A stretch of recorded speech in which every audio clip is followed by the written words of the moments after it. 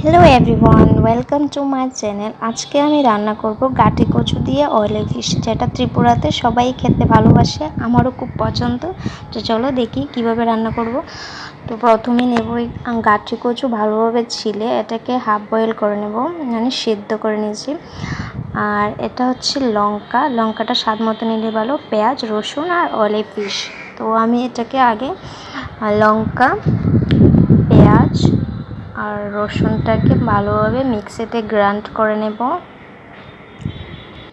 এই গাটি কচু খেতে কে কে বেশি পছন্দ করো আমাকে কমেন্ট করে জানিও, আর আমার চ্যানেলটাকে সাবস্ক্রাইব করে দিও। তো প্রথমে আমি একটা কড়াই বসিয়ে নিয়েছি, এটার মধ্যে আমি দিয়ে দেবো সরষের তেল। সরষের তেলটা যখন গরম হয়ে যাবে তখন আমি এই মশলাটা দিয়ে দেব, যেটা আমি পেস্ট করে রেখেছি, লঙ্কা, রসুন আর পেঁয়াজ। তারপর এটাকে ভালোভাবে কষিয়ে নেব। আমার চ্যানেলটাকে যারা এখনও সাবস্ক্রাইব করোনি প্লিজ সাবস্ক্রাইব করে দিও, লাইক করে দিও। তারপর আমি এটার মধ্যে দিয়ে দিব হলুদ গুঁড়ো, তারপর স্বাদ মতো নুন। এবার আমি ভালোভাবে মশলাটাকে কষিয়ে নেব।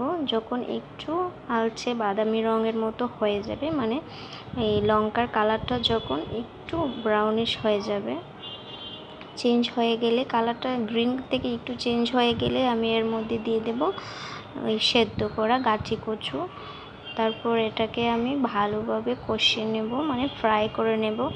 গাটি কচুর কালারটাও চেঞ্জ হয়ে যাবে। তারপর এর মধ্যে দিয়ে দেব অয়েল ফিশ, দিয়ে আমি ভালোভাবে এটাকে নেড়ে চেড়ে এটাকে ফ্রাই করে নেব। আর মনে রাখবে যে গ্যাসের ফ্লেমটা লোই রাখতে হবে, না হলে এবার পুড়ে যাবে।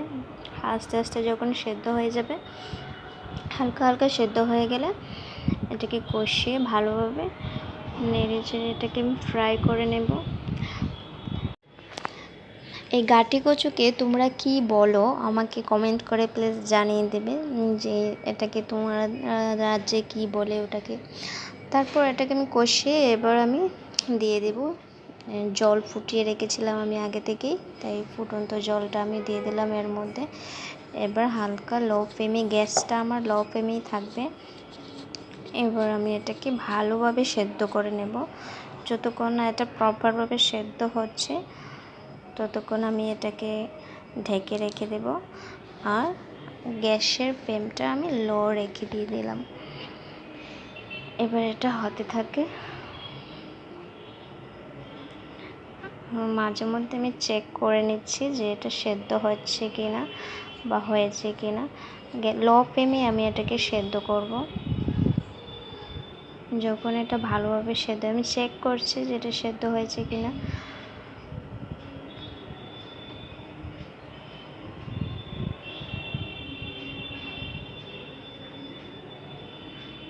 গ্যাসের ফ্লেমটা আমি লোই রেখেছি।